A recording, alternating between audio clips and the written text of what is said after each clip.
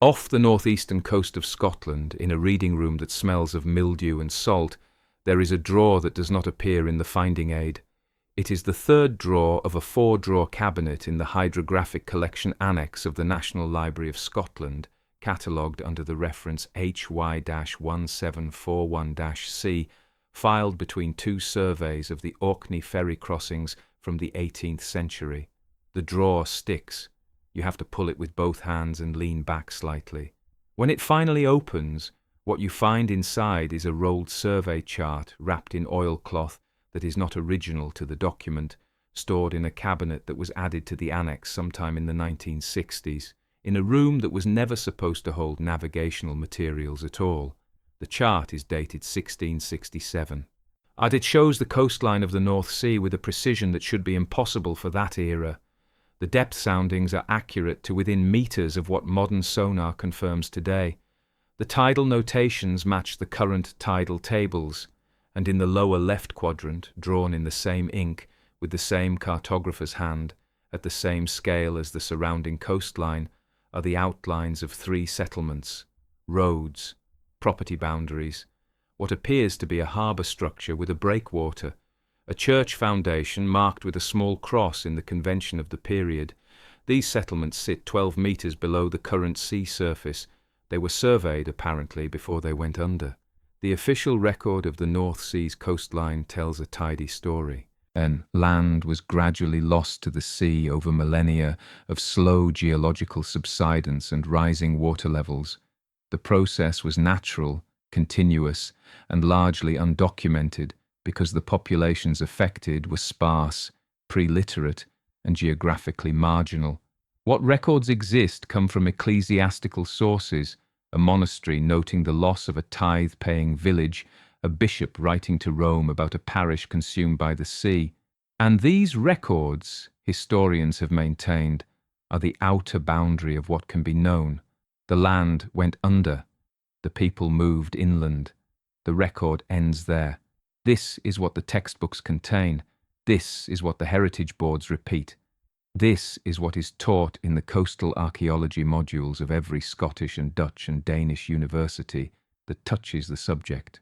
The sea took the land, and the land took its knowledge with it, and we are left with inference and guesswork and the occasional timber post pulled up by a trawler's net.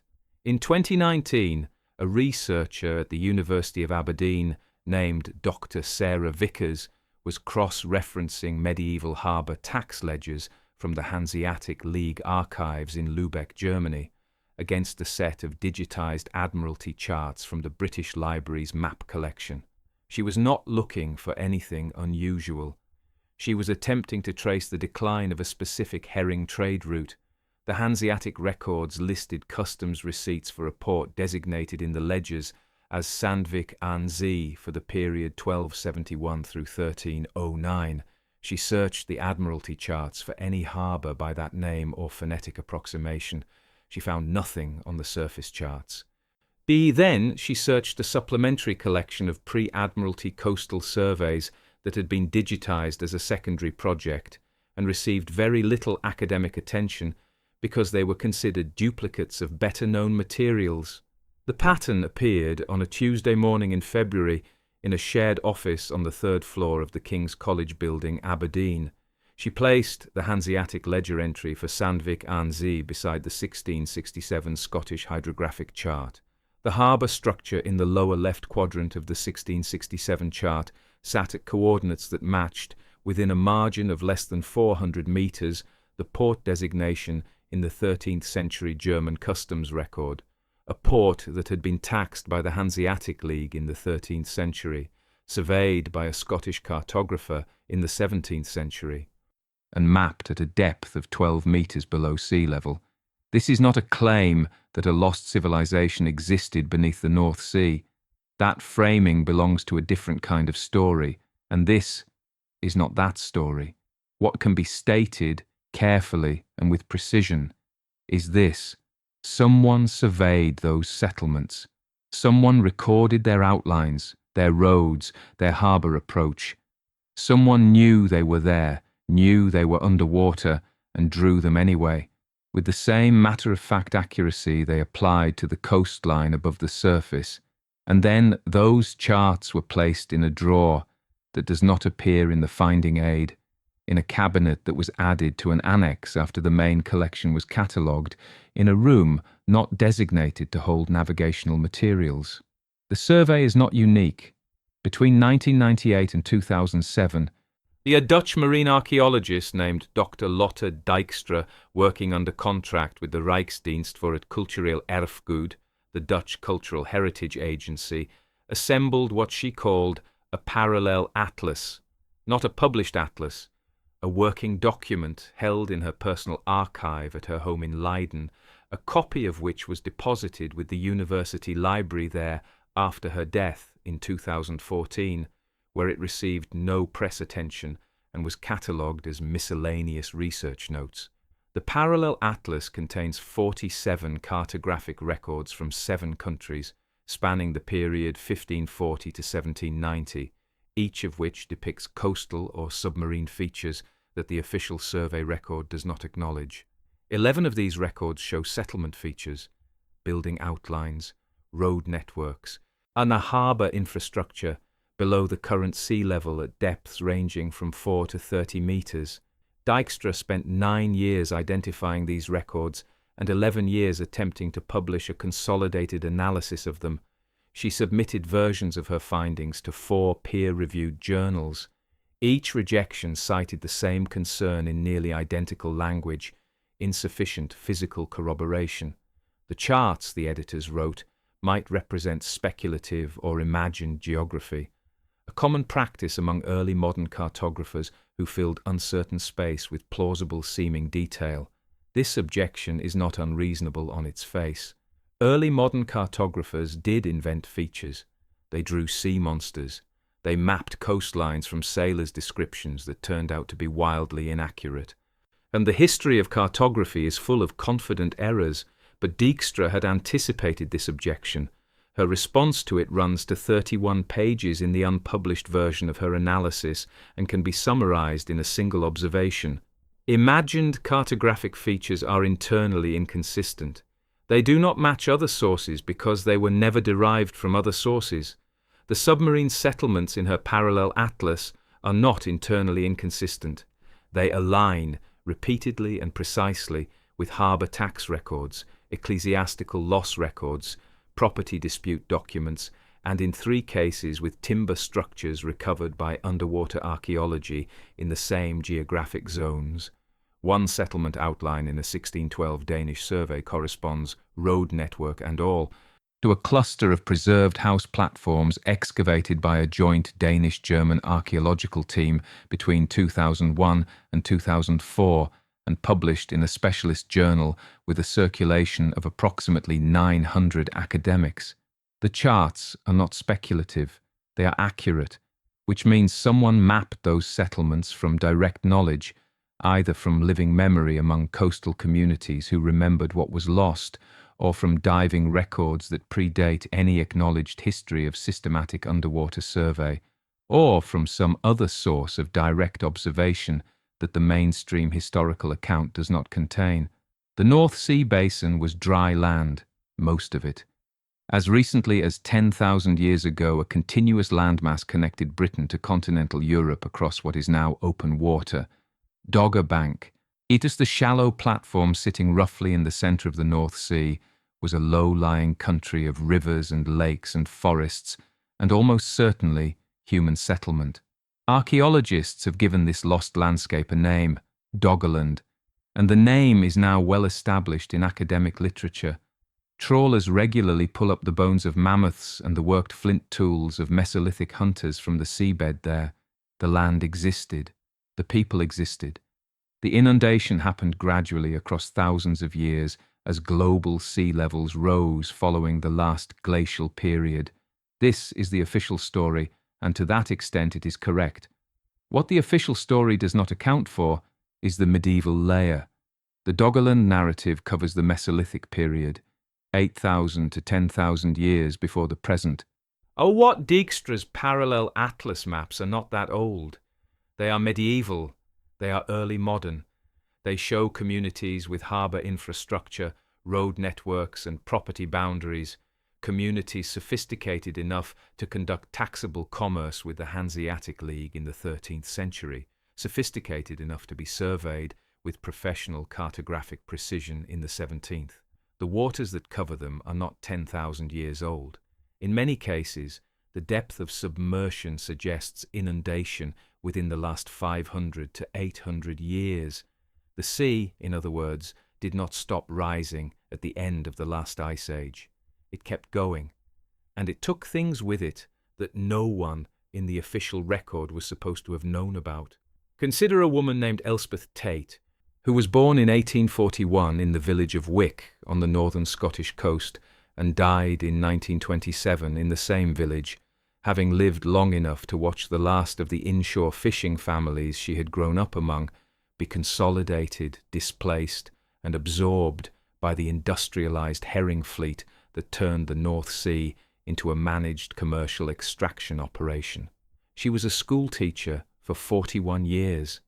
She kept a journal beginning in 1876 that runs to 11 volumes, all of which are held in the Wick Society's Heritage Archive in a building on Bank Row, Wick, catalogued but not digitized, consulted by perhaps a dozen researchers in the past 40 years. In Volume 7, written in 1903, and she describes a conversation she had with an 80-year-old fisherman she calls only Old Murdo of Dunbeath. He told her something that she records without comment in the matter-of-fact register she applies to everything she writes. He said that his grandfather, who had been a fisherman before him, had kept a set of hand-drawn charts that showed the harbours his grandfather's grandfather had used, harbours that by Murdo's own grandfather's time were already under the green water. He said that these charts had been kept by the fishing families of that coast for generations because they showed where the fish gathered over the old stone foundations, and that the fish were always thicker over the old places because the stonework held the cold current and the cold current held the herring.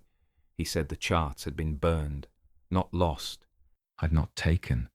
Burned. By whom and when? Old Murdo did not say or did not know. He said only that one winter, when he was a boy, the men of several families built a fire on the shingle beach at a place he named, and that certain papers went into the fire, and that afterward the families fished less well because they no longer knew exactly where the old places were. Elspeth Tate writes this down in her schoolteacher's hand, then continues in the next paragraph to discuss the price of salt cod that year. She did not understand what she had recorded. There was no reason she should have. The significance of what old Murdo described only becomes legible when placed beside Dijkstra's parallel atlas, and Dijkstra never knew about Elspeth Tate, and no one who has read Elspeth Tate's journals has ever published a paper on them. The burning of charts is not a neutral act. You do not build a fire on a beach and put papers into it because the papers have no value. You do it because the papers have value to someone who does not want you to have them. What knowledge, specifically, those charts represented cannot now be recovered. What can be said is that the knowledge they encoded, the location of submerged settlement features, passed down through fishing families as practical navigational intelligence, represented a form of institutional memory entirely outside the academic and administrative record, and that this institutional memory was deliberately ended. The mechanism by which submarine settlement records were suppressed across Northern Europe in the 16th through 18th centuries is not complicated. And it does not require organized conspiracy to explain. It requires only convergent institutional interest operating through entirely legal and ordinary means. Land title. That is the architecture of the suppression, not secrecy meetings, not shadowy orders. Land title. In feudal and post-feudal European legal systems, submerged land presented a unique problem of ownership. Land below the mean high tide line belonged, in most jurisdictions, to the Crown or to the sovereign authority. This was not merely theoretical. In England, the doctrine of the Crown's right to the foreshore and seabed was codified in law and actively administered. In the Dutch Republic, the Waterstaat, the Water Management Authority, exercised sovereign control over all water and the land beneath it. In Scotland, the Crown's right to the seabed was established in Roman law inherited through Scots common law and regularly enforced through the Court of Session. Now consider the implication. If submerged settlements existed, if there were property boundaries, harbour structures, road networks, and community infrastructure under the water, then those features might constitute evidence of prior ownership, prior use, prior claim. In legal systems where land rights derived from continuous use and occupation, documented evidence of submerged communities could, theoretically, generate claims against the sovereign's right to the seabed. Fishing rights, mineral rights, rights to the herring grounds that sat above the old stone foundations where, as old Murdo's grandfather knew, the fish always ran thickest. The institutional interest in not having those claims made was not abstract. It was economic and immediate. The organisations that stood to lose from the formal acknowledgement of submerged settlement records were not shadowy. They were the Crown Estates, the Waterstaat, the Admiralty, the great fishing monopolies that received their operating licences from those same sovereign bodies. They did not need to coordinate the suppression of submarine settlement records. They needed only to decline to fund their documentation, refused to publish findings that complicated their title, and, where local knowledge persisted among fishing communities, create social and economic conditions that made the preservation of that knowledge impractical. The Hanseatic League archives in Lübeck, which contain the customs records that led Dr. Vickers to her discovery, have been accessible to researchers since the 19th century. The records of Sandvik aan Zee and 11 other ports, whose coordinates now place them below the current sea surface, were never secret. They were simply never cross-referenced against submarine cartography, because submarine cartography was not, until very recently, a field that received institutional support. The money for underwater archaeology in Northern Europe has historically come from two sources: salvage operations, which are interested in ships and cargo rather than settlements, and pipeline and cable-laying surveys, which are required by law to report significant archaeological finds, but are conducted by private companies whose commercial interest in delay is directly inverse to the significance of what they report. Between 1998 and 2020, on North Sea energy infrastructure projects, pipelines, wind farm foundations, subsea cables, commissioned more seabed survey work than all academic marine archaeology combined in the preceding century. The results of those surveys are proprietary. Some findings are reported to national heritage bodies as legally required. Many are reported in language carefully calibrated to minimize significance, delay costly remediation requirements, and protect project timelines. A foundation engineer working for a North Sea wind energy developer told a conference of marine archaeologists in Bergen in 2018, this is in the published conference proceedings, volume 34, that his company's survey contractors routinely flagged anomalous seabed features as natural formations pending review as a first-pass designation. And that the review process had a median completion time of 4 years, by which point the construction phase was typically complete. This is not illegal. This is the system working as designed. The system was designed by people with names and addresses and specific financial interests in the outcome. The pattern does not limit itself to the North Sea. It extends. The same architecture of institutional indifference protecting commercial seabed rights appears in the Gulf of Mexico, where Native American settlement records along the now submerged coastline of the continental shelf are acknowledged in principle by the Bureau of Ocean Energy Management and routinely underreported in practice by the same companies paying for the surveys. It appears in the Persian Gulf, where coastal inundation over the past 4,000 years has placed Bronze Age settlement networks under waters now managed by national oil authorities with no institutional incentive to document what lies beneath their drilling fields. It appears in the South China Sea, where submarine topographic features in the Sunda Shelf region, another vast area of land inundated in the post-glacial period, remain almost entirely unsurveyed by academic institutions. the survey work having been conducted almost exclusively by naval and commercial operations whose findings are classified or proprietary. The mechanism is identical everywhere. The sovereign body controls the seabed. The sovereign body issues licenses to extract from the seabed. The licensees conduct the surveys find things. And the things are reported in ways that protect the license. The academic institution, which might have published findings that complicated the sovereign's title, never had the money to conduct the survey in the first place. You pay for this directly. The electricity generated by North Sea wind farms currently powers approximately 8% of the United Kingdom's residential energy consumption.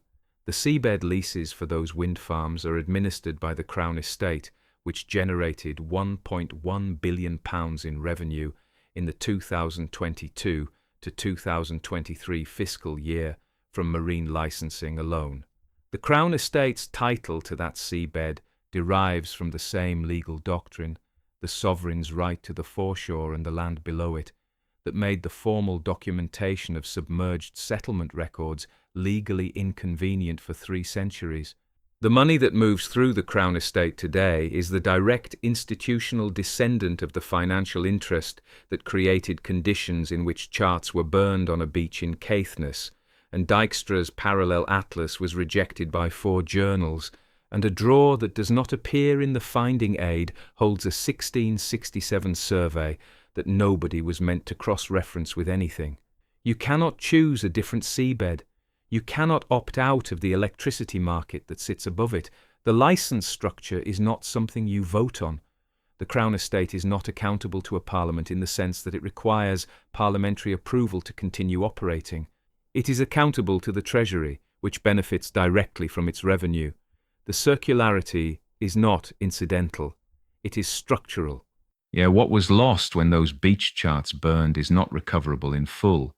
But what can be stated plainly and without dramatic inflation is this. Communities existed along the northern European coastline that were sophisticated enough to conduct long-distance taxable commerce, sophisticated enough to have their harbour infrastructure professionally surveyed, and sophisticated enough to maintain generational institutional memory of their own geography across centuries of submersion. The knowledge of those communities, their locations, their trade networks, their practical relationship to the sea, survived in the working memory of fishing families who were displaced and dispersed by the industrialization of the herring fishery in the 19th century. Some of what they knew was written down by a schoolteacher in Wick who did not understand the significance of what she was recording. Some of it was burned. The precise proportion is not determinable because the burning was the point. This is not a story about what we do not know.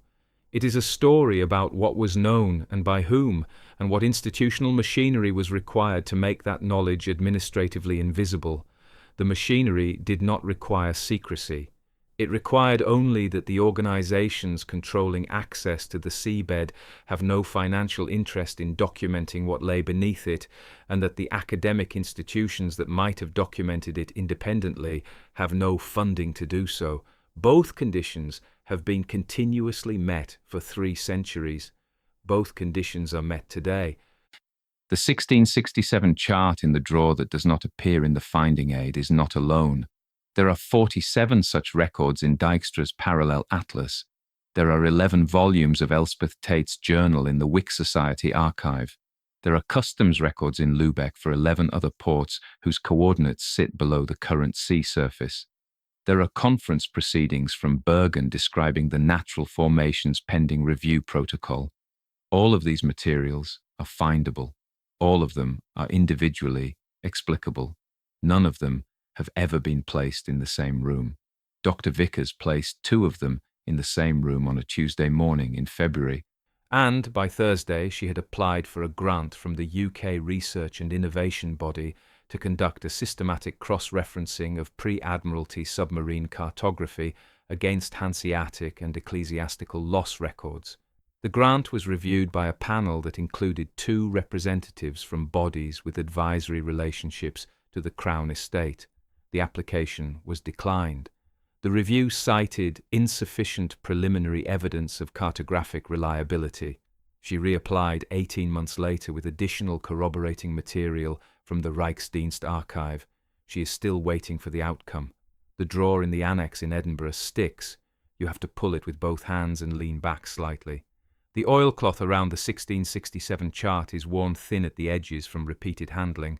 Someone, at some point, there was in that drawer often enough to wear the cloth, and then they stopped, or were stopped, and the chart sat in its drawer, in its cabinet added to an annex after the main collection was catalogued, in its room not designated for navigational materials, accurately depicting the road network and harbour approach and church foundation of a community that paid customs duties to the Hanseatic League, and whose name appears in a ledger in Germany, and whose stones, somewhere beneath 12 metres of green North Sea water, still hold the cold current, and the cold current still holds the herring, and the herring are still there, above the old places, exactly where old Murdo's grandfather said they would be.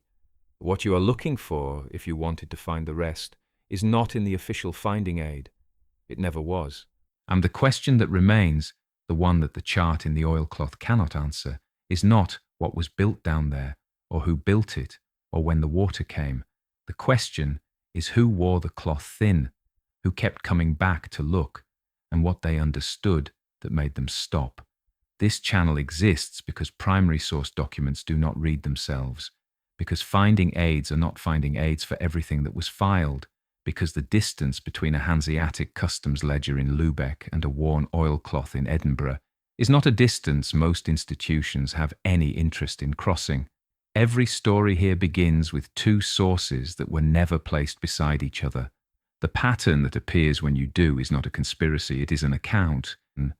There are 16 other entries in Dijkstra's parallel atlas, whose locations have never been cross-referenced against any other source.